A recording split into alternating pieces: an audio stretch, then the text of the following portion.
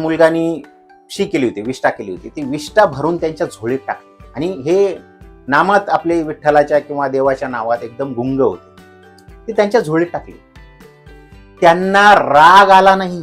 लक्षात घ्या, हा प्रसंग लक्षात ठेवा तुमच्या कायमच्या. सर्च मारा ज्ञानेश्वर महाराजांच्या चरित्रावर.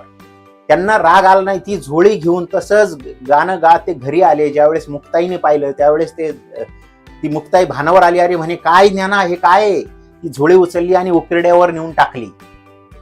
पण याचा परिणाम काय झाला बघा.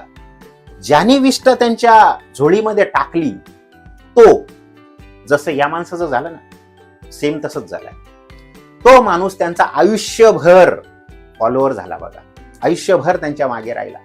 कारण त्यांना त्या माणसाला म्हणजे विश्वासच बसला नाही की एवढं करूनही हा माणूस रागावला कसा नाही. नेमकं काय आहे की एवढा रागावर